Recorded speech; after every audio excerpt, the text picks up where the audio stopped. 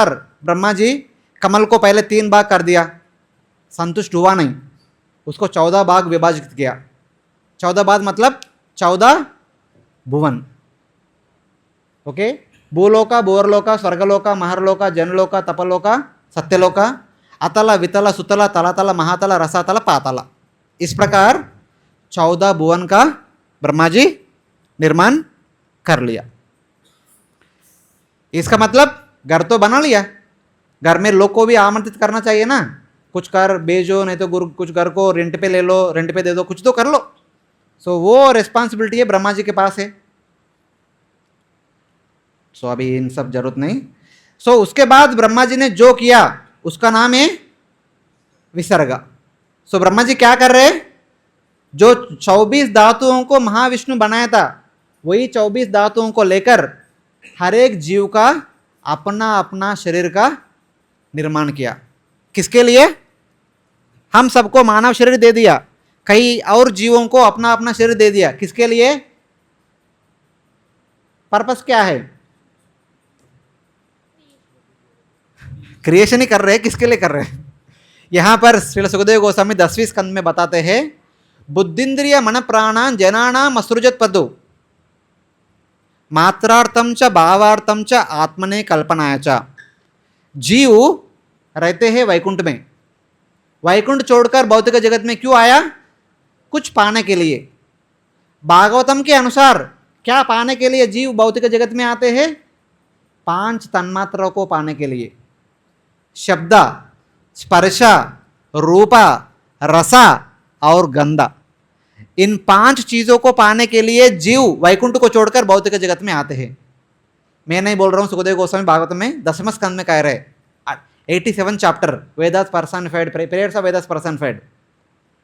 बुद्धि इंद्रिय मन प्राण जनना मसृजत प्रभु मात्रार्थम। किसके लिए ब्रह्मा जी हमारा शरीर बना रहे?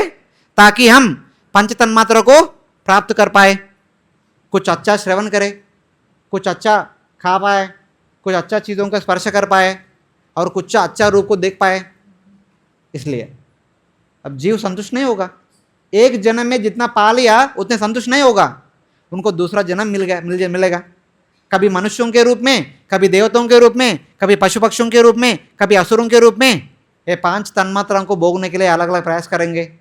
उसको कहते हैं भावार्थम। भावार्थम मतलब अलग अलग जन्म पाना, 5 तन्मात्रों को पाने के लिए। एक बार अपना इच्छा पूरा हो गया, अभी चलो बिस्तर इकट्ठा करो, वापस चलो, जहां से वहां जाने का ना। आप यात्रा में आया, यात्रा खत्म हो गया, हम यात्रा नहीं बोल सकते, इसको क्या बोलते हैं अभी अंग्रेज में? आप पिकनिक में चले और कुछ वेकेशन में चले गए, सो वेकेशन में जाने के लिए पर्पस खत्म हो गया, अभी वापस घर पे आना चाहिए ना। वो है आत्मने कल्पनाया, अपना असली अस्तित्व को प्राप्त करना। मुक्तिर हित्वा अन्यथा रूपम स्वरूपेण व्यवस्थित, हमारा स्वरूप वापस पाना। उसके लिए हमको सहारा लेना पड़ता है निष्काम कर्म योग, ज्ञान योगा, अष्टांग योगा, खास करके भक्ति योगा। इन चीजों के लिए ये भौतिक जगत का निर्माण किया महाविष्णु, गर्भोदक्षाय विष्णु, क्षीरोदक्षाय विष्णु तथा ब्रह्मा जी तक। सो ब्रह्मा जी अलग अलग जीवराशियों का सृजन कर रहे हैं, उसमें क्रॉस करके 4 प्रकार का जीवराशियों को सबसे पहले क्रिएट किया था। अलग अलग प्रकार का वृक्ष पहले, अलग अलग प्रकार का पशु पक्षी दूसरा, मनुष्य तीसरा और देवी देवतागण चौथा। इन 4 प्रकार का जीवराशियों को सृष्टि किया था। नेक्टर ऑफ डिवोशन भक्ति रसाम सिंधु में श्री रूप गोस्वामी विष्णु पुराण से एक श्लोक कहते हैं। वो बोलते हैं, जब भी हम मंदिर जाए, जब भी हम एक तीर्थ स्थल जाए, 4 बार परिक्रमा करना पड़ता है हमको।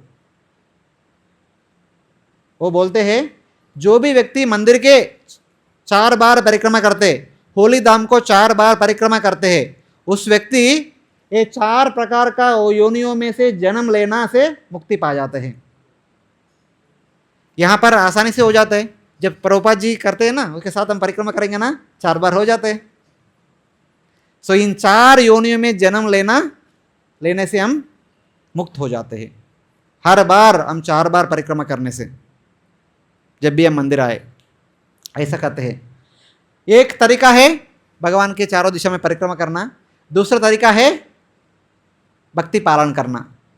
भक्ति पालन करना है तो कोई तो आके हमको भक्ति के बारे में बताना चाहिए ना। सो ब्रह्मा जी ने अलग अलग प्रकार का आचार्यों का भी सृजन किया था, ताकि वो आचार्यों के द्वारा हमको इन सब चीज़ों के बारे में थोड़ा बहुत जानकारी मिल जाएगा। ज्ञान योगा, अष्टांग योगा, तपस्या और वैराग्य, इन चारों चीज़ों के बारे में बताने के लिए ब्रह्मा जी ने चतुष्कुमारों को सृजन किया था। चतुष्कुमारा, सनातना, सनंदना, सनत कुमारा एंड सनका, इन 4 लोग जन्म लिया इन 4 चीज़ों के बारे में हम सबको बताने के लिए। ये 4 चीज़ों का वो आचार्यगण। और ब्रह्मा जी को अनंत बहुत सारा मानस पुत्र है, अंगिरा, पुलहा, पुलस्या, क्रतु, भृगु, वशिष्ठा इत्यादि, जिसको हम प्रजापति कहते हैं। उन सब का जन्म हुआ था हम सबको निष्काम कर्मयोग के बारे में बताने के लिए। खास करके ब्रह्मा जी के द्वारा जन्म हुआ नारद मुनि को। नारद मुनि आया हम सबको भक्ति के बारे में बताने के लिए। सो इस प्रकार अलग अलग जीवराशि अपना अपना धर्म के साथ, अपना अपना उत्तरदायित्व के साथ जन्म लिया। सो अभी इसका हो गया।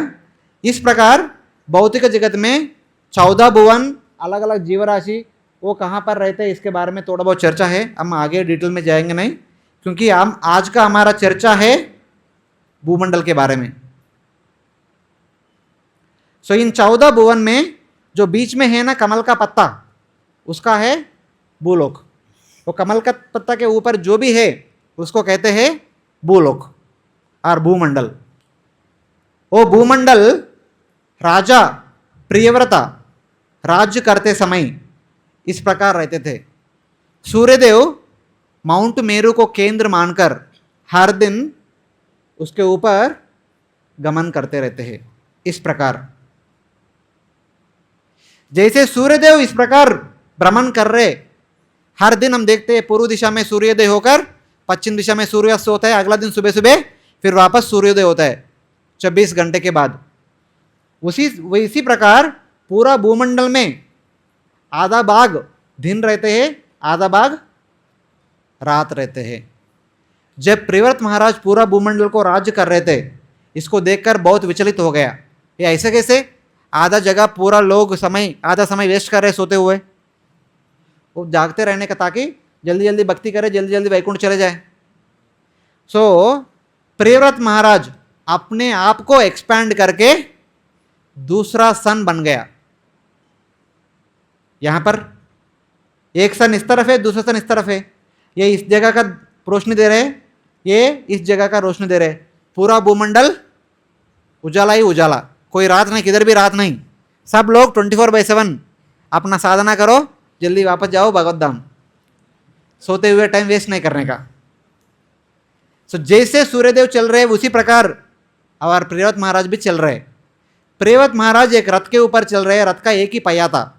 वो एक पहिया भूमंडल के ऊपर चलते चलते वहाँ पर एक निशानी तैयार किया, एक कलडा तैयार किया। और कुछ समय के बाद, कितना समय, 26 डेज के बाद थोड़ा दूर चले गए। दूर जाते जाते अपने आप को दुगना कर दिया, क्योंकि प्रियव्रत महाराज का राज्य है पूरा भूमंडल, बट उनका राजधानी है यहाँ पर। उनका राजधानी का नाम है ब्रह्मावर्ता। आजकल हम इसको पुकारते हैं बिट्टूर का नाम से। बिट्टूर है कानपुर से 33 किलोमीटर के दूर में, गंगा नदी के तट पर है बिट्टूर।